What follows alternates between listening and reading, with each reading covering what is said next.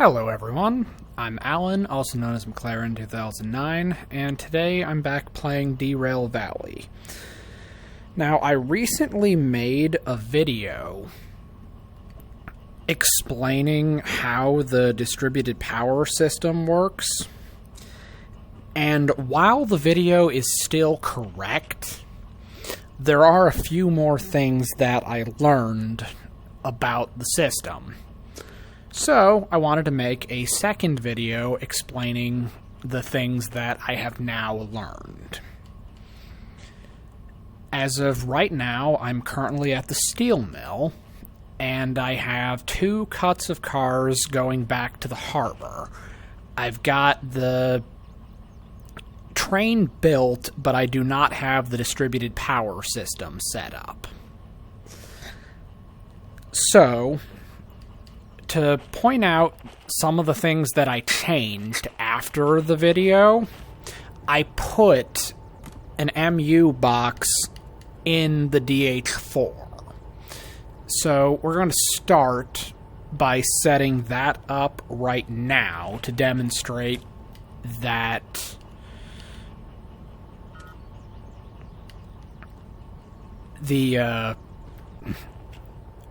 I'm going to demonstrate that I can use the remote with distributed power.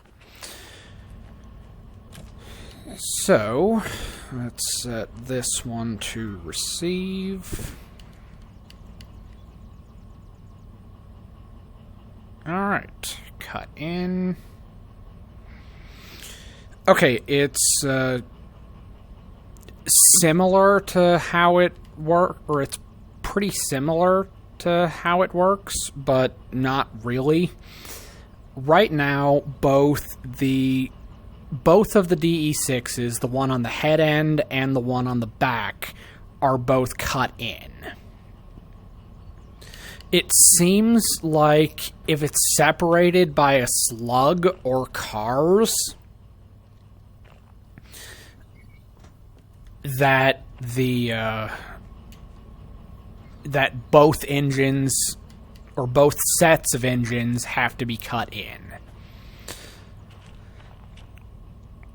Alright, so I've got this set up to receive, and I have the DH4 set up to transmit.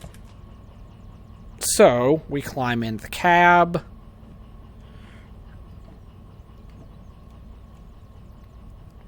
And you'll notice that the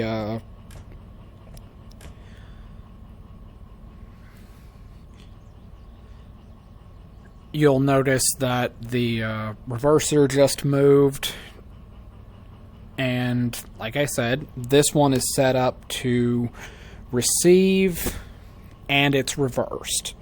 So, knock off the independent brake, throttle up. You can see that our ammeter is loading. So, we are controlling distributed power using the handheld remote. Let's set the independent again. Alright, but there is something that's worth noting.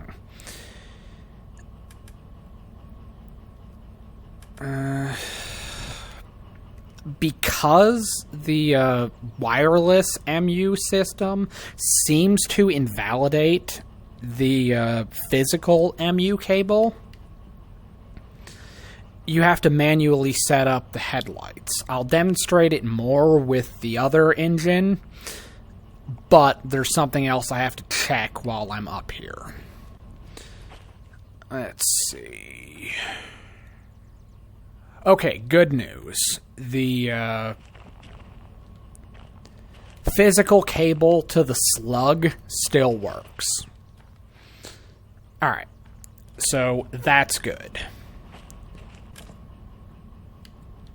Okay, let's set this to transmit. You'll notice that there's a conflict because the remote DH4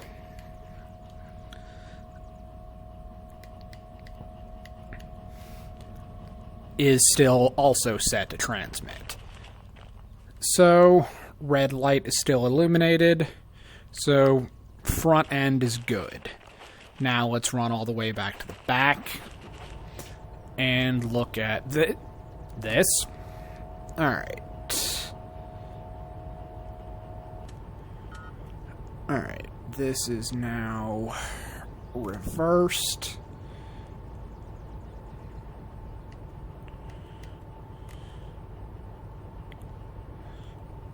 Okay, we got that reversed.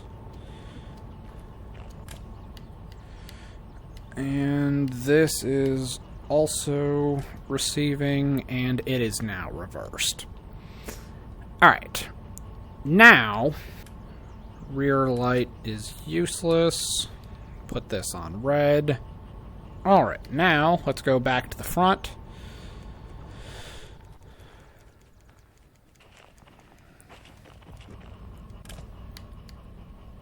Alright, this needs to be changed back to forward.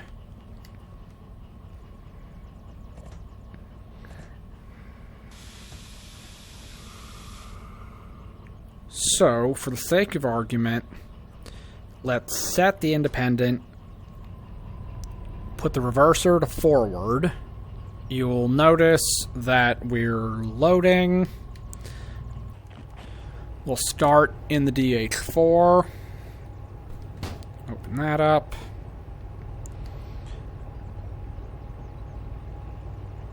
You will see that this is loading and the brakes applied. Go up here. This is loading, brakes applied. So, the distributed power is now working in all 3 units. And we're creeping forward because the independent brake is not strong enough to hold 4 units and a train. Alright, so knock off the independent, throttle up, and we're going. So basically the only thing that changed between this video and my last video is that I found out both consists have to have at least one cut-in engine. There has to be a wireless MU box on each engine that you use. Although, while we're on that subject, let's test one more thing. You step out here on the platform, you can hear the engine spooling up, and you know the traction motors are loading. It sounds like the traction motors are loading on the Slug as well. So, the Slug does not need an MU box. The physical cable with the Slug still works. However, the physical cable with an engine does not work. So, with an engine, you have to manually set up the headlights, and you need a box in every engine. If you want to use the handheld remote with the box, you have to have an MU box in your remote-controlled engine, and that one has to be set to transmit. So, basically, the system does work, and it works pretty well. But it requires a couple extra tricks in order to do it properly. So, we've demonstrated that we need a wireless box on every engine. The MU cable between engines doesn't work if you're using a wireless MU system. The cable between a DE6 and a Slug does work. However, I might need to load up Sandbox and see if I can put an MU box on this. And if by some kind of witchcraft I can control the Slug from a remote DE6, which would be hilarious, but I'm hoping it doesn't work like that. We found out that we can use the handheld remote control. We just have to have an MU box on our remote locomotive, and it has to be set to transmit. The wireless system only works one way, so there can only be one transmitter, and so far I've had 2 receivers, and it works. I might even be able to spread these apart and have 2 DP consists. I'll get back to you on that one. I might have to mess around in sandbox mode and see if I can break the system. But DP works. You need a box in every engine. Engines with the box at all do not use the physical MU cable. You have to manually set up the headlights for each engine.